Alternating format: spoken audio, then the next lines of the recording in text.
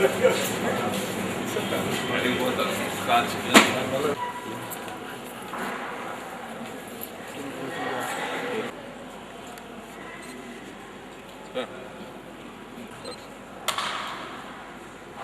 I request our principal on G.G. Venkata sir.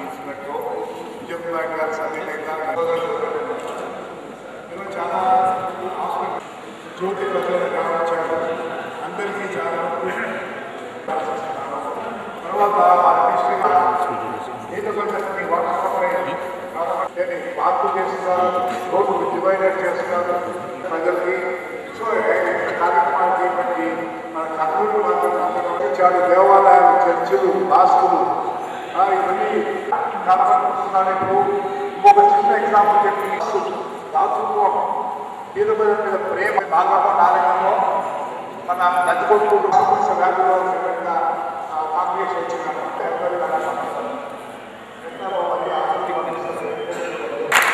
ఏమైనా ఎంతైనా కష్టాలు బతకాలి వెంటనే ఆమె చెప్పా, మీరు పునర్జన్మించానమ్మా వెంకటేష్ గారు, నీకు ఆమె ఎక్కువగా నేను రుణపడాలంటే ఆయన పాపం ఆమె కూడా చాలా అందరినీ నీళ్లు పెట్టి అందరూ ఇది ఆయన దాతృత్వం అనేది. సార్ ఎమ్మెల్యే చిన్న వయసులోనే మినిస్టర్ అయినాడు.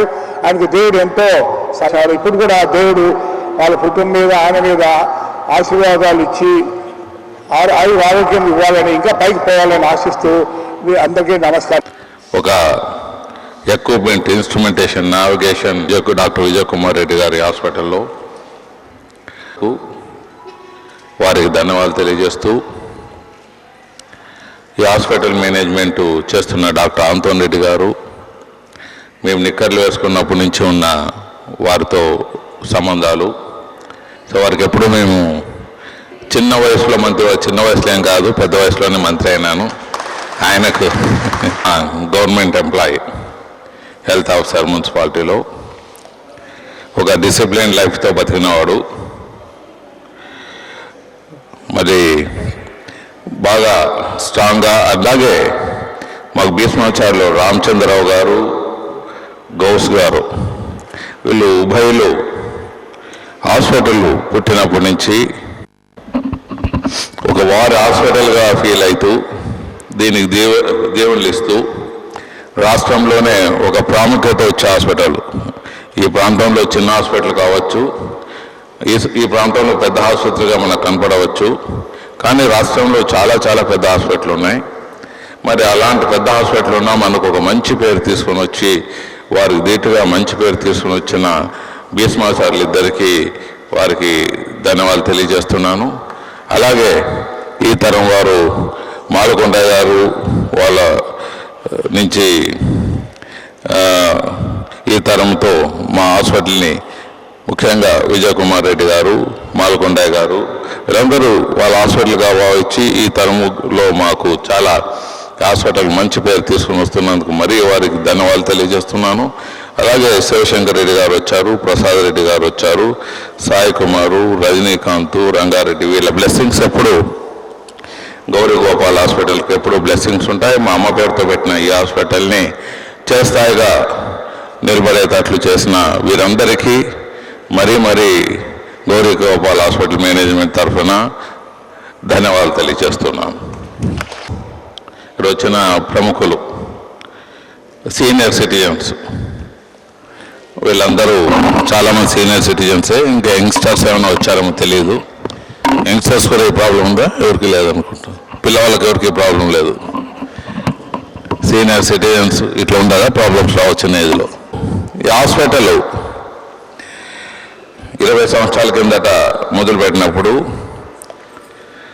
అప్పుడు జనరల్ హాస్పిటల్లో పూర్తిగా వెనుకబాటుతనం ఉండేది.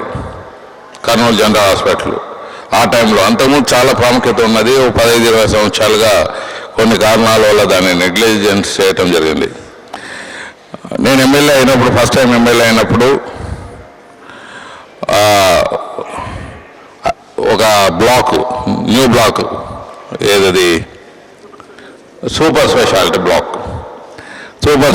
బ్లాకు ఒక పాటుపడిపోయిన బిల్డింగ్ మాదిరి పడి ఉంటే దాన్ని మళ్ళీ ఆ టైంలో రెనోవేట్ చేసి దానికి ఒక లైఫ్ ఇవ్వటము, సూపర్ స్పెషాలిటీని మళ్ళీ పునరుద్ధరించటము, కొన్ని ప్రభుత్వ పరంగా ఏమేమి సహాయ సహకారాలు అందించాలో మొదలుపెట్టి నేను అప్పుడు చెప్తూ వచ్చేవాడిని. ప్రైవేట్ హాస్పిటల్కు ధీటుగా దానికన్నా 10 రెట్టుగా 100 టైం రెట్లుగా సర్వీస్ ఇస్తేనే అప్పుడు నేను నిజమైన ఎమ్మెల్యేని. ఇప్పుడు పోటీ ఈ హాస్పిటల్ ఏముంటుందో ఈ హాస్పిటల్ కన్నా మెరుగుగా గవర్నమెంట్ హాస్పిటల్ ఇస్తే అప్పుడు నేను నిజంగా మంత్రివర్గం చేసినట్ల.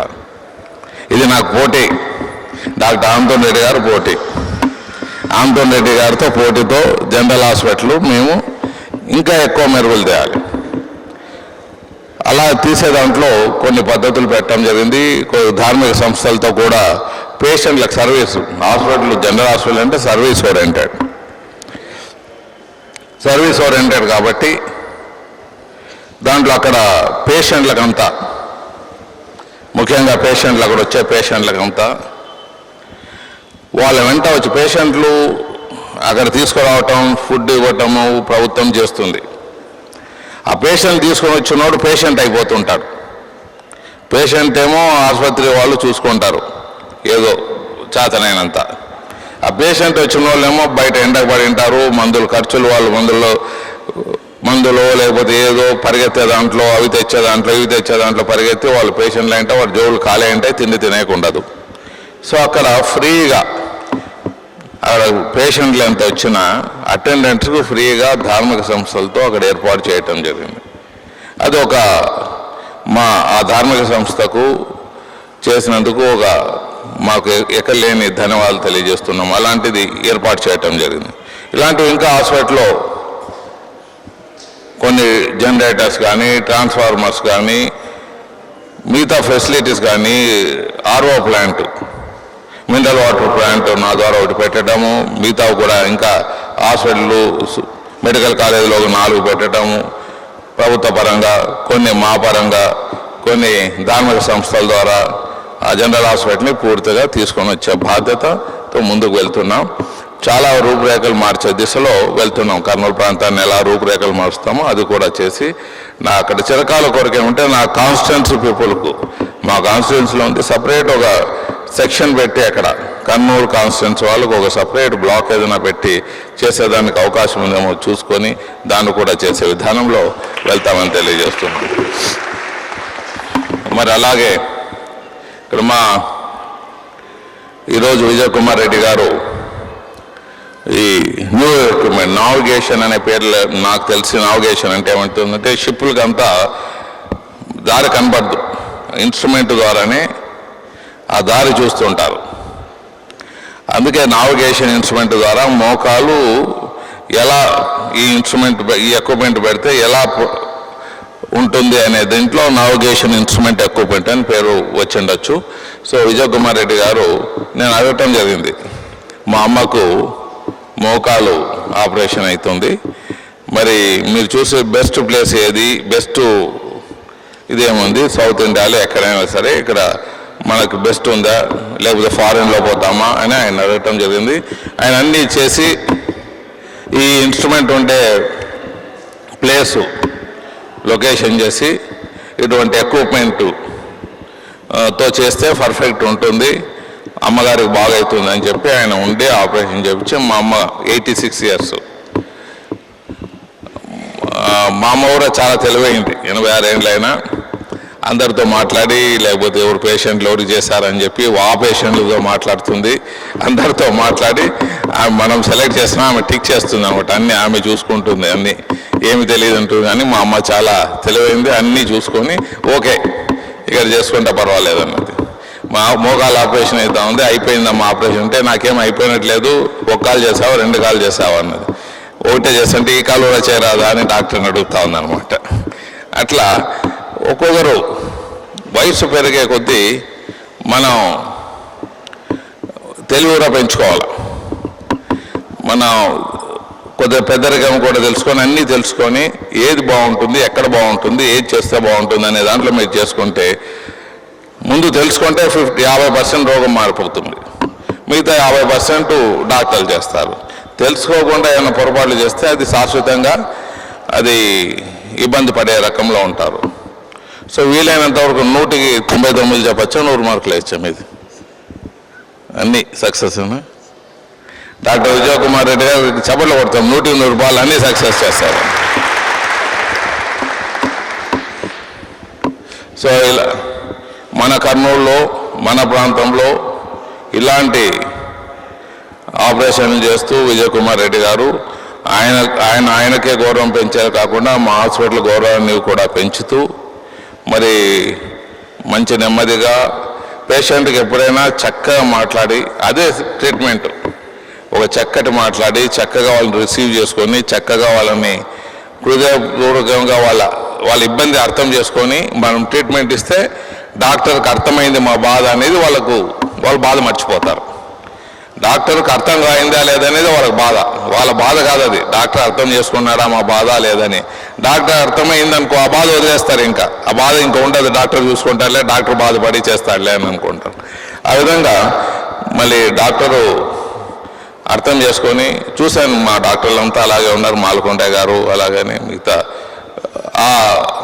ఈ హాస్పిటల్కి మంచి గౌరవం పెరుగుతుందంటే డాక్టర్లు మీ బాధను అర్థం చేసుకొని సరైన ట్రీట్మెంట్ ఇస్తారు, సరైనగా పలుకుతారు అనే దానికి హాస్పిటల్ యొక్క గౌరవం పెరుగుతుంది.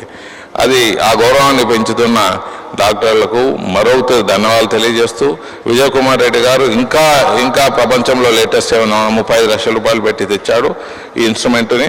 ఇంకా ఏమైనా లేటెస్ట్లు ప్రపంచంలో ఉంటే అవి కూడా తీసుకొని వచ్చి ఈ సర్వీస్లో చేసే, ఎందుకంటే హైదరాబాదు లేకపోతే ఎక్కడ పోతే ఇక్కడ మీరు ఎంత ఛార్జ్ చేస్తున్నారు దీనికి,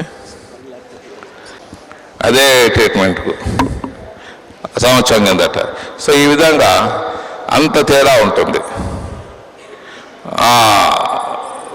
ఉంటుంది, అర్థం చేసుకొని మనకు సర్వీస్ ఇక్కడ బాగా ఎవరు చేస్తున్నారో వాళ్ళతో చేసుకుంటూ డబ్బులు పెట్టుకునే వాళ్ళు ఉంటే లండన్ పోవచ్చు, అమెరికా పోవచ్చు, డబ్బులకు పొదుపుగా చేసుకొని ఇక్కడ ఇంటి వాళ్ళకి సంబంధాలు దగ్గరలో ఉండి చేయించుకునే వాళ్ళు ఇక్కడ విజయ్ కుమార్ రెడ్డి గారితో చేసుకోవచ్చని తెలియజేస్తూ మరి రేపు శివరాత్రి మొదలవుతుంది. శివరాత్రి అందరికీ శుభాకాంక్షలు తెలియజేస్తూ ధన్యవాదాలు తెలియజేస్తూ నమస్కారం.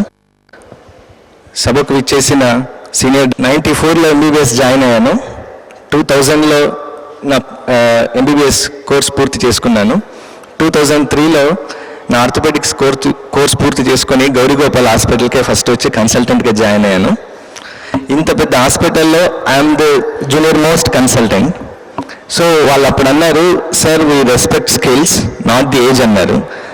That really encouraged me. So అప్పుడు నేను ఓన్లీ ట్రామా సర్జన్, రెగ్యులర్గా ట్రామా కేసెస్ మాత్రం చేస్తూ ఉన్నాను.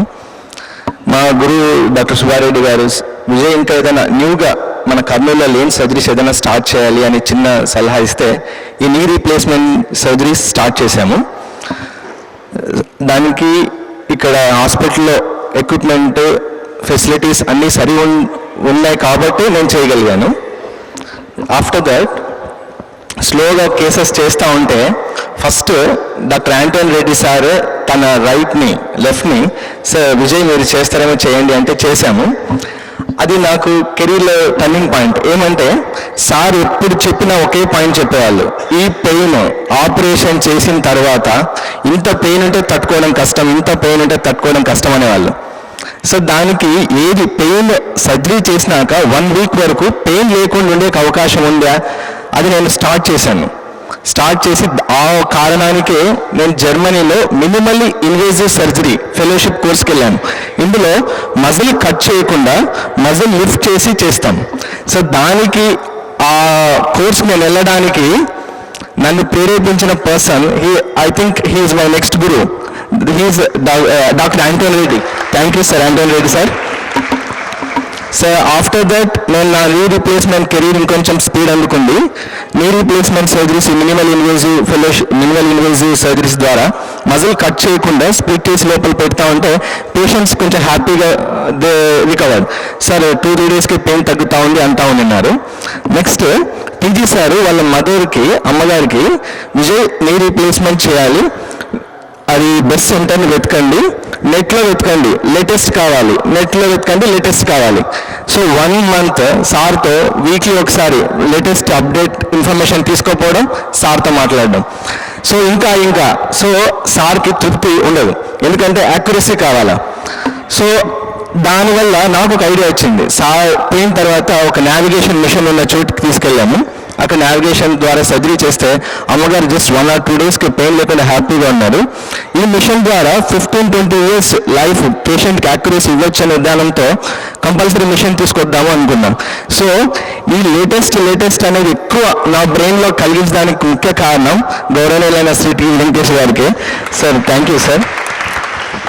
ఈ నావిగేషన్ మిషన్ తీసుకొచ్చాము సార్. ఇట్లా నావిగేషన్ మిషన్ పబ్లిక్కి ఒకసారి అవేర్నెస్ క్రియేట్ చేయాలంటే సార్ ఇంకా లేటెస్ట్ కావాలన్నారు. అదే సార్ ఇప్పుడు ముందు చెప్పారు. సార్ ఎంతసేపు బెస్ట్ సర్వీసెస్ కర్నూలులో అవైలబుల్ ఉండాలి అంటున్నారు. సో ఎంత లేటెస్ట్ టెక్నాలజీ వస్తుందో అంత తీసుకొచ్చేదానికి అందరి సహకారంతో ప్రయత్నం చేస్తాము. ఇంకొకటి ఈ హాస్పిటల్లో మాకు ఇప్పుడు దాదాపు 130-140 రీప్లేస్మెంట్ సర్జరీస్ అయినాయి. సో థియేటర్ స్టాఫ్, బయట హాస్పిటల్లో nursing staff, everything they are very well trained. ఇప్పుడు మాకు ఈ నీ రీప్లేస్మెంట్ అనేది రెగ్యులర్ సర్జరీ అవుతుంది. సపోజ్ ఓల్డ్ పేషెంట్స్ ఉంటారు, వాళ్ళకి బీపీఓ షుగరో ఉంటుంది, దానికి తగ్గ మాకు ఫిజిషియన్ టీమ్ డాక్టర్ మాల్కోనయ్య గారు ఉన్నారు. ఫస్ట్ సార్కి హ్యాండ్ ఓవర్ చేయడము, సార్ అంతా ఫిట్నెస్ ఇచ్చిన తర్వాత మేము తీసుకొని సర్జరీ చేయడం జరుగుతుంది. Sir thank you sir. In case ఇంతవరకు ఏం జరగలేదు, ఒకవేళ ఏదైనా ఉంటే కూడా మాకు వెల్ ఎక్విప్డ్ ఐసీయూ ఉంది. సో పేషెంట్స్కి అన్ని ఫెసిలిటీస్ ఉన్న తర్వాతే ఈ సర్జరీస్ యాక్యురేట్గా చేస్తున్నామని మేము ముందుకు వచ్చినాము. Thank you sir.